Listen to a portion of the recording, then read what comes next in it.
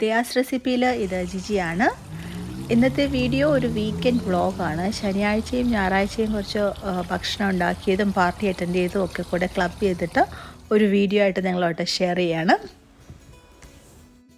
കാലാവസ്ഥ നന്നായതുകൊണ്ട് നമുക്ക് പുറത്തിരുന്ന് ഇതുപോലെ ചായയൊക്കെ കുടിക്കാം. പക്ഷെ ഞാൻ എൻ്റെ ബാക്ക് യാർഡും ഡെക്കും ഒന്നും വൃത്തിയാക്കിയിട്ടൊന്നുമില്ല. വിൻ്ററിൽ ശരിക്കും നമ്മൾ ക്ലോസ് ചെയ്യുന്നതാണ് ഇങ്ങോട്ടുള്ള ഡോറ്. പിന്നെ മഞ്ഞൊക്കെ ആകുമ്പോൾ ആരും ഇങ്ങോട്ട് ഇറങ്ങാറില്ല. ഇപ്പം ഒരു മിഡ് മെയ് തൊട്ടിട്ട് സെപ്റ്റംബർ മിഡ് വരെയൊക്കെ നല്ല കാലാവസ്ഥയായിരിക്കും. ആ സമയത്ത് ചെടികളും പൂക്കളും ഒക്കെ നന്നായിട്ട് വളരുകയും ചെയ്യും. കഴിഞ്ഞ വർഷം നട്ട റോസയൊക്കെ വീണ്ടും ഇവിടെ കിളിർത്ത് വന്നിട്ടുണ്ട്.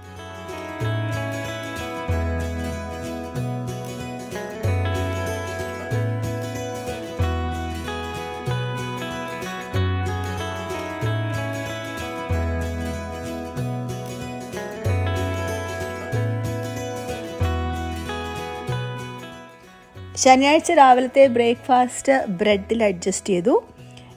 ഇന്ന് ഒരു ബർത്ത്ഡേ പാർട്ടി ഉണ്ട് ഈവനിങ്ങിൽ, സോ അതൊന്ന് പോകണം. അതുകൊണ്ട് ഇന്ന് രാത്രി ഡിന്നർ ഉണ്ടാക്കണ്ട. പോകുന്ന വഴിക്ക് എൻ്റെ ഒരു ഫ്രണ്ടിനെ കാണാനായിട്ട് പോകുന്നുണ്ട്. അപ്പോൾ അവർക്ക് ഞാൻ കുറച്ച് ബിരിയാണി ഉണ്ടാക്കി കൊടുക്കാൻ വേണ്ടിയിട്ട് ചിക്കനൊക്കെ ഇന്നലെ തന്നെ മേടിച്ച് വെച്ചിട്ടുണ്ട്. ഈ ചിക്കനൊക്കെ ഒന്ന് മാരിനേറ്റ് ചെയ്തിട്ട് ബിരിയാണി ഉണ്ടാക്കി കൊണ്ടുപോകാനാണ്.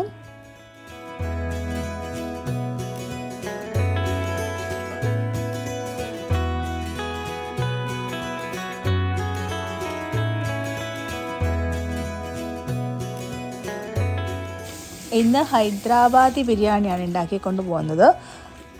അപ്പോൾ സെല്ല ബസുമതി റൈസ് 4 ഗ്ലാസ് ഞാൻ വെള്ളത്തിൽ സോക്ക് ചെയ്ത് വെക്കുന്നുണ്ട്. പിന്നെ ഇതിന് ആവശ്യത്തിനുള്ള ഉള്ളി കട്ട് ചെയ്തിട്ട് തിന്നായിട്ട് സ്ലൈസ് ചെയ്തിട്ട് എണ്ണയിൽ വറുത്തെടുക്കുന്നുണ്ട്.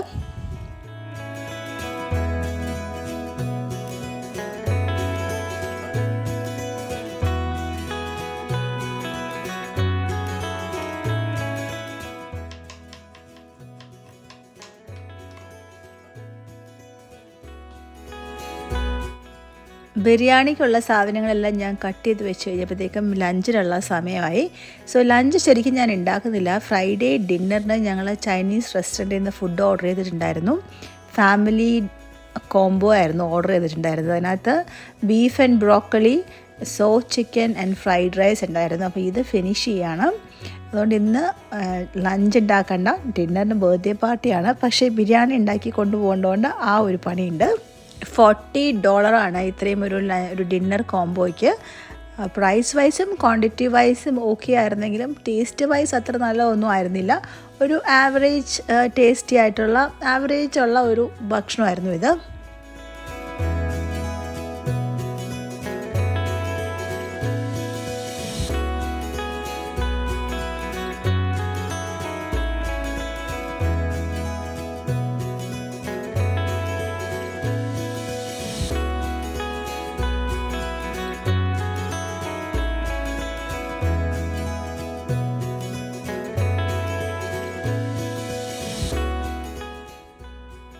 ലഞ്ച് കഴിഞ്ഞപ്പോൾ ഞാൻ വീണ്ടും എൻ്റെ ബിരിയാണി പരിപാടിയിലോട്ട് പോയി. ചിക്കൻ ആദ്യം മാരിനേറ്റ് ചെയ്യുകയാണ്. അതിനകത്തേക്ക് ഏകദേശം ഒരു 2 കിലോ ചിക്കനോളം ഉണ്ട്. അതിനകത്തേക്ക് ആവശ്യത്തിന് എരിവിനനുസരിച്ചുള്ള മുളക് പൊടി, മഞ്ഞൾ പൊടി, ഗരം മസാല, ഉപ്പ്, തൈര്, ഇഞ്ചി വെളുത്തുള്ളി പേസ്റ്റ്, കുറച്ച് കുരുമുളക്, ഇത്രയും കൂടെ ചേർത്തിട്ട് നന്നായിട്ട് കൈകൊണ്ട് തിരുമ്മി അത് മാരിനേറ്റ് ചെയ്യാൻ വേണ്ടി മാറ്റി വെച്ചു.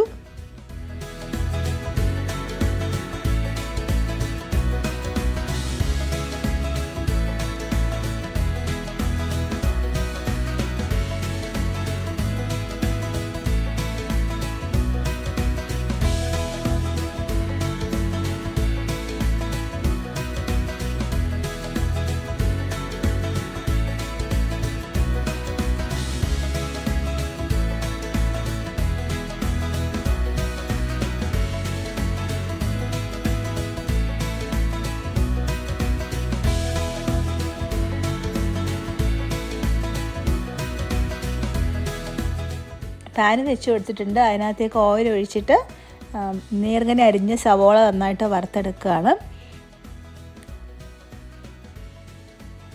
ഈ ഫ്രൈഡ് അണിയാൻ ഇവിടെ കടകളിലൊക്കെ വാങ്ങിക്കാൻ കിട്ടും കേട്ടോ. പക്ഷേ ഫ്രഷായിട്ട് വറുക്കുമ്പോൾ അതിൻ്റെ ടേസ്റ്റ് കൂടുതലായിരിക്കും എന്ന് വിചാരിച്ചിട്ട് കുറച്ച് ടൈം എടുത്താലും ഞാൻ വറുത്ത് തന്നെയാണ് ഉണ്ടാക്കാറുള്ളത്.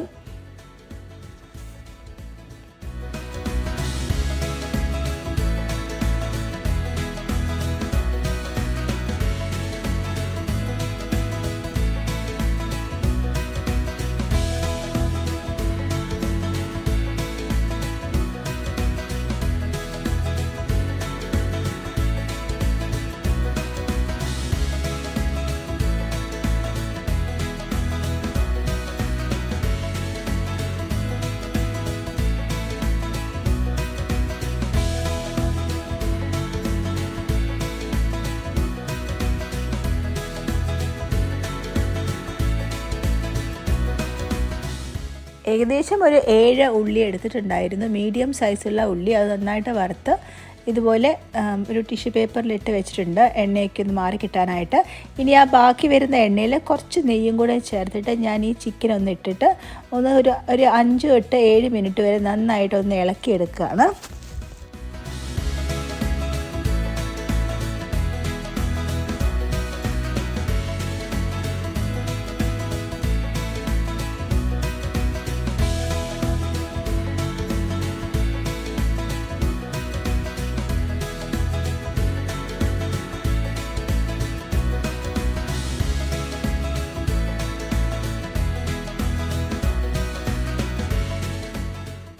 ചിക്കൻ ഞാൻ ആ എണ്ണയിലിട്ടിട്ട് ഒന്ന് നന്നായിട്ട് വഴറ്റിയെടുത്തൊരു 10 മിനിറ്റോളം.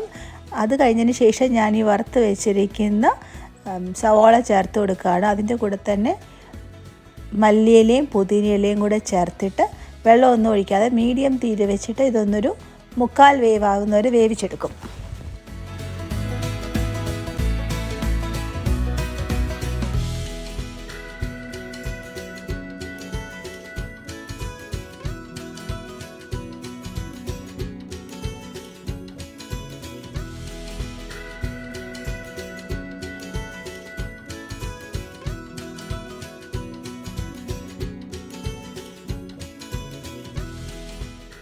ചിക്കൻ ഒരടുപ്പിൽ വേവുന്നുണ്ട്. ഈ സൈഡിൽ ഞാൻ വെള്ളം തിളപ്പിക്കാനായിട്ട് വെച്ചിട്ടുണ്ട്, അരി വേവിക്കാനായിട്ട്.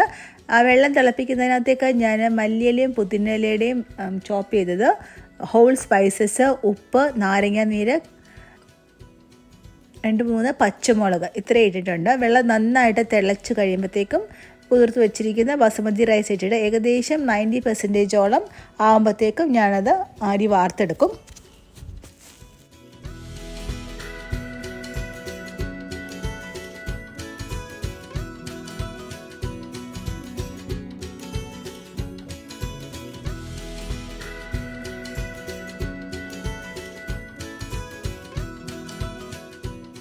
ഇതുപോലെയുള്ള അലുമിനിയം ട്രേയിൽ ഞാൻ ചിക്കൻ്റെ ഗ്രേവിയും ചിക്കൻ പീസസ് ഇട്ട് കൊടുത്തിട്ട് അതിൻ്റെ മേലെ റൈസ് ലെയർ ചെയ്തിട്ട് 350 ഫാരൻഹീറ്റ് അവനിൽ വെച്ചിട്ട് 25 to 30 മിനിറ്റ്സ് ബേക്ക് ചെയ്തെടുക്കും.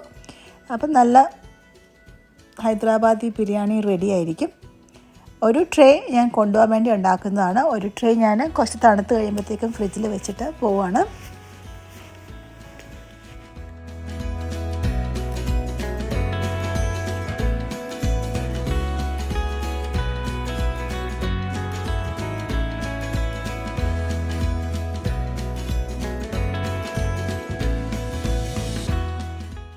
ഹൈദരാബാദി ബിരിയാണിയിൽ നട്ട്സും റേസിൻസും ഒന്നും ഇടുന്നത് ഞാൻ കണ്ടിട്ടില്ല, സോ അതൊന്നും ഇടുന്നില്ല. പക്ഷേ ഫ്രൈഡ് അണിയൻസ് ഇടുന്നുണ്ട്, കുറച്ച് മല്ലിയിലയും പുതിനയും മേലെ ഇട്ട് കൊടുക്കുന്നുണ്ട്, കുറച്ച് നെയ്യ് ഒഴിച്ച് കൊടുക്കുന്നുണ്ട്.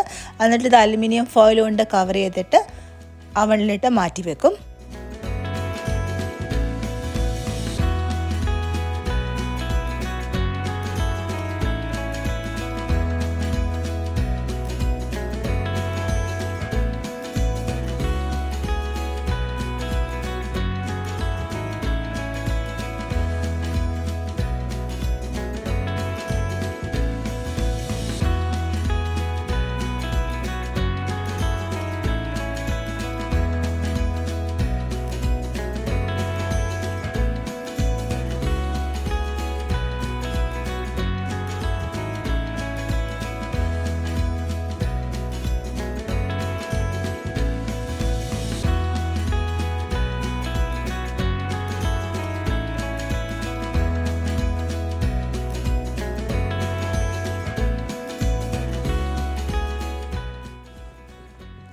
ബിരിയാണി റെഡി ആയിട്ടുണ്ട്. ഒരു ബോക്സ് ഞാൻ പൊട്ടിച്ചിട്ട് കാണിച്ചു തരാം.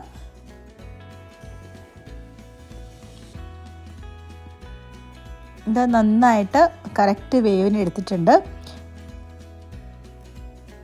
അപ്പോൾ ഇത് ഒന്ന് മിക്സ് ആക്കിയിട്ട് നമ്മൾ സെർവ് ചെയ്യുമ്പോഴത്തേക്ക് അതിൻ്റെ കൂടെ റൈത്തയോ പിക്കിളൊക്കെ വെച്ചിട്ട് സെർവ് ചെയ്യണം.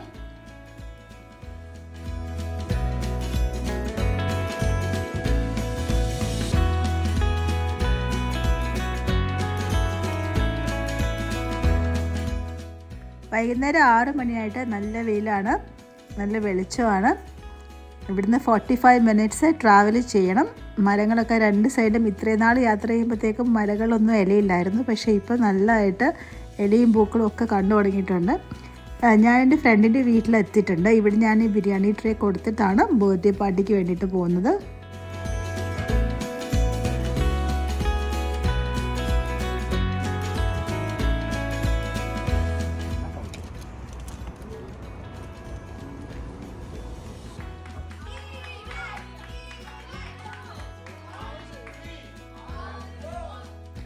ബിരിയാണിയൊക്കെ കൊടുത്തു കഴിഞ്ഞിട്ട് ഞാൻ ഫ്രണ്ടിൻ്റെ വീട്ടിലെ ബർത്ത്ഡേ പാർട്ടിക്ക് എത്തി.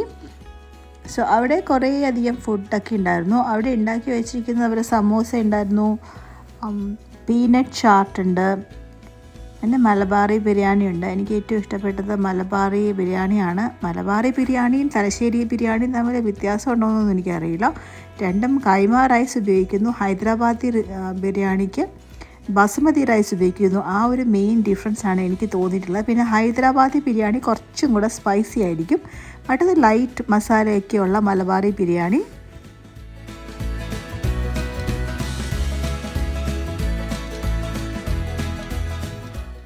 രാത്രി ഞങ്ങൾ ഒരുപാട് സമയം വർത്താനൊക്കെ പറഞ്ഞ് ഭക്ഷണം കഴിച്ചിങ്ങനെ ഇരിക്കുന്നത് കൊണ്ട് ഇവിടെ വന്നു കഴിഞ്ഞാൽ രാത്രി ഇവിടെ സ്റ്റേ ചെയ്തിട്ട് പിറ്റത്തെ ദിവസത്തെ ബ്രേക്ക്ഫാസ്റ്റ് കഴിച്ചിട്ടാണ് ഞങ്ങൾ മടങ്ങി പോവാറ്.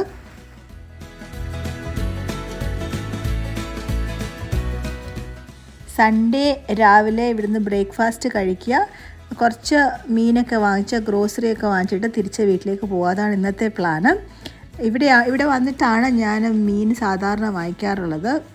കുറച്ച് കൂടുതൽ കളക്ഷനുള്ള ഫിഷ് മാർക്കറ്റ് ഉണ്ട് ഇവിടെ. രാവിലത്തെ ബ്രേക്ക്ഫാസ്റ്റ് നല്ല ചൂട് വെള്ളയപ്പമുണ്ട്. പിന്നെ അതിൻ്റെ കൂടെ തന്നെ ചിക്കൻ സ്റ്റൂ ആണ് ഇന്നത്തെ ബ്രേക്ക്ഫാസ്റ്റ്.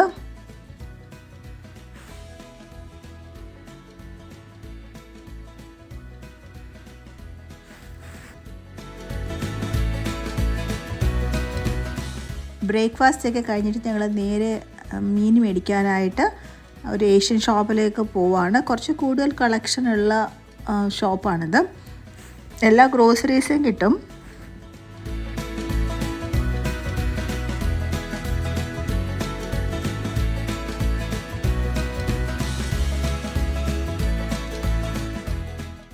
ഇന്ന് ഇവിടെ ഞണ്ട് വെക്കുന്നുണ്ട്. ജീവനോടെയുള്ള ഞണ്ടാണ്. വലിയ ഞണ്ടൊന്നുമല്ല, പക്ഷെ ജീവനുള്ള ഞണ്ടാണ്. കുറച്ച് ഞണ്ട് മേടിക്കാമെന്ന് വിചാരിക്കുന്നുണ്ട്.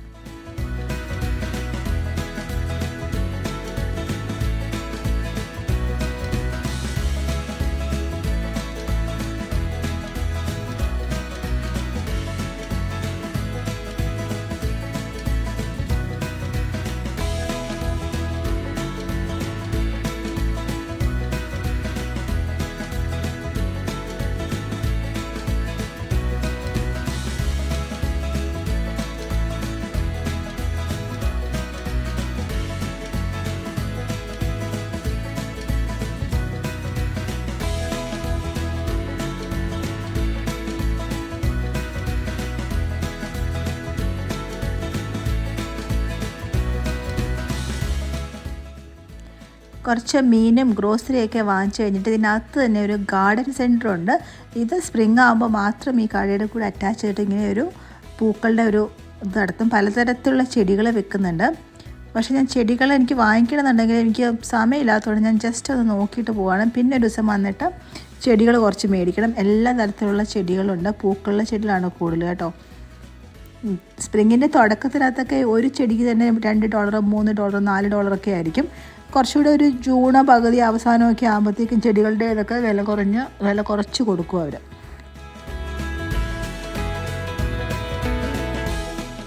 സൺഡേ ഉച്ചയായിട്ടുണ്ട്. ഈ മീനൊക്കെ ഒന്ന് കഴുകി വൃത്തിയാക്കി ഇന്ന് കറി വെക്കണം. കുറച്ചൊക്കെ വീക്ക്ലി മീൽ പ്ലാൻ ചെയ്താൽ മാത്രമേ ഈ ആഴ്ച മുമ്പോട്ട് പോകത്തുള്ളൂ. നാളെ ഓഫീസ് ഉള്ളതാണ്.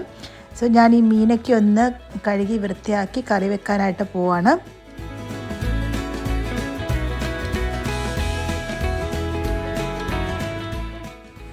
ഈ ഞണ്ടിന് ഇപ്പോഴും ജീവനുണ്ട് കേട്ടോ. ഒന്നില്ലെങ്കിൽ തിളച്ച് വെള്ളം ഒഴിച്ചു കൊടുക്കുക, അല്ലെങ്കിൽ ഞാനിതിനെടുത്ത് ഫ്രീസറിൽ വെക്കാറാണ് പതിവ്. അല്ലെങ്കിൽ ഇങ്ങനെ വെച്ച് കഴിഞ്ഞാൽ കൈ കടിച്ചു കഴിഞ്ഞാൽ പണി കിട്ടും.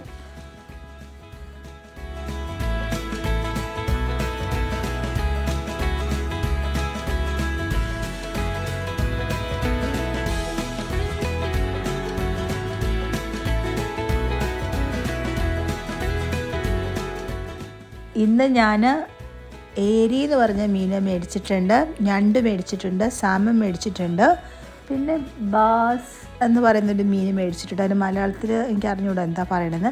പിന്നെ കണമ്പ് മേടിച്ചിട്ടുണ്ട്, കൂടാതെ മീൻ്റെ മുട്ടയില്ലേ അതും മേടിച്ചിട്ടുണ്ട്.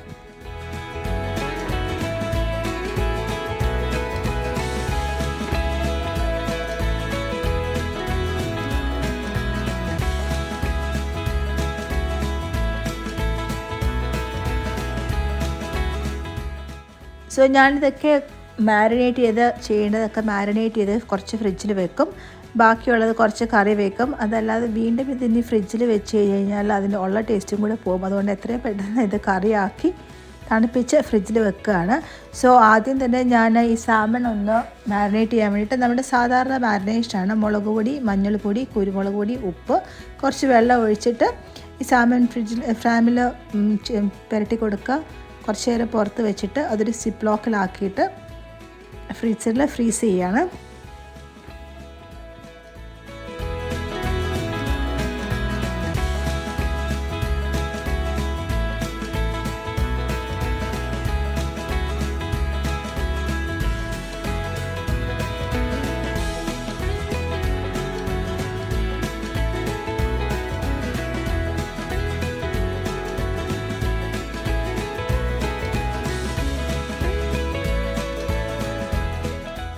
കണമ്പ് അല്ലെങ്കിൽ മുള്ളറ്റ് ഞാൻ മാരിനേറ്റ് ചെയ്തത് മുളക് പൊടി, കുരുമുളക് പൊടി, മഞ്ഞൾപ്പൊടി, ഉപ്പ്, ഇഞ്ചി വെളുത്തുള്ളിയുടെ പേസ്റ്റ്, കുറച്ച് കായത്തിൻ്റെ പൊടി ഇത്രയും കൂടെ ചേർത്തിട്ടാണ്.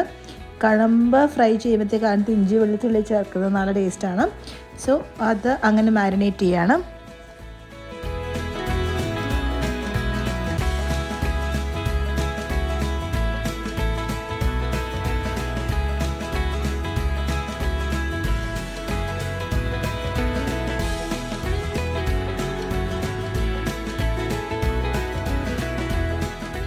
എല്ലാ മീനും പിന്നെ മീൻ്റെ മുട്ടയൊക്കെ മാരിനേറ്റ് ചെയ്ത് വെച്ചിട്ടുണ്ട്. ഇത് ഞാൻ സിപ്പ് ലോക്കിലാക്കിയിട്ട് ഫ്രീസ് ചെയ്യും.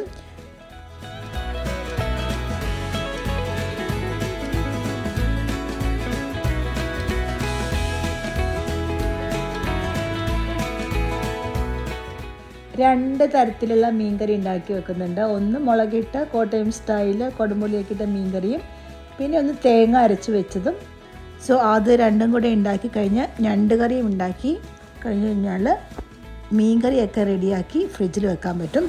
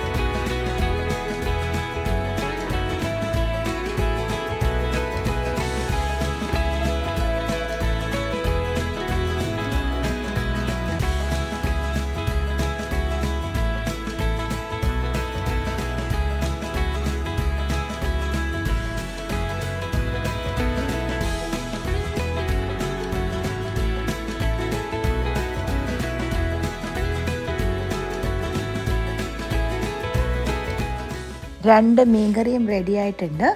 മീൻകറി ഉണ്ടെങ്കിൽ പിന്നെ എന്തെങ്കിലും ഒരു തോരൻ ഉണ്ടാക്കിയാൽ മതിയാകും. സോ മീൻകറി, തേങ്ങ അരച്ച മീൻകറിയും മുളകിട്ട മീൻകറിയും റെഡിയാണ്. വെളിച്ചെണ്ണ ഒഴിച്ച് കറിവേപ്പില ഇട്ടെടുക്കുകയാണ്.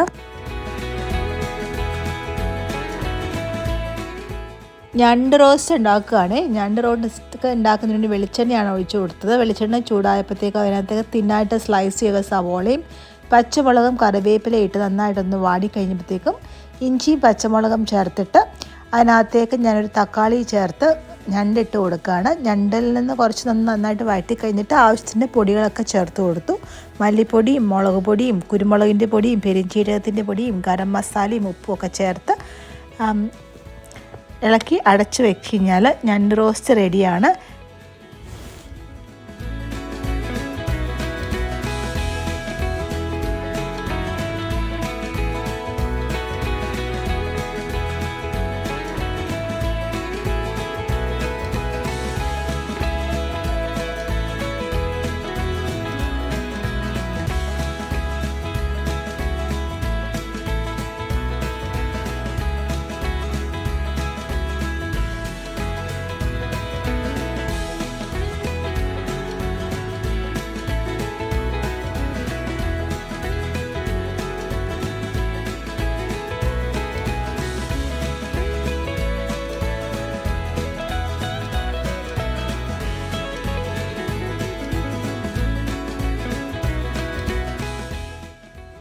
നല്ല സ്പൈസി ആയിട്ടുള്ള ഞണ്ട് റോസ്റ്റ് ഉണ്ടാക്കിയിട്ടുണ്ട്.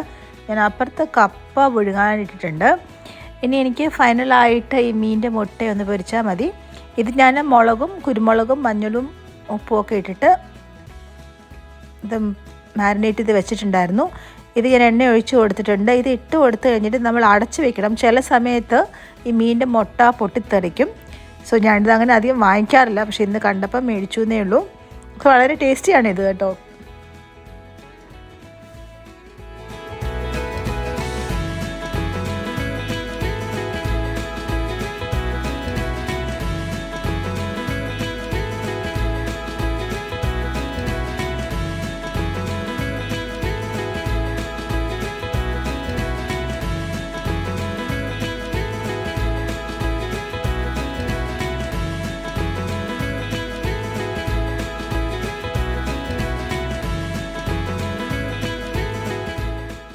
ഈ മാരിനേറ്റ് ചെയ്ത് വെച്ചിരിക്കുന്ന മീനൊക്കെ ഞാൻ ഫ്രീസറിലൊക്കെ എടുത്ത് വെക്കുകയാണ്. സിപ്പ് ലോക്കിലാക്കിയതിന് ശേഷം ഒരു ദിവസം ഉപയോഗിക്കേണ്ട സാധനങ്ങൾ മാത്രം സിപ്പ് ലോക്കിലാക്കിയിട്ട് ആ കണക്കിന് എടുത്ത് വെക്കത്തുള്ളൂ. അപ്പോൾ രാവിലെ എടുത്ത് പുറത്ത് വെച്ച് കഴിഞ്ഞാൽ ഐസൊക്കെ മാറി റെഡി ആയിട്ടിരിക്കും.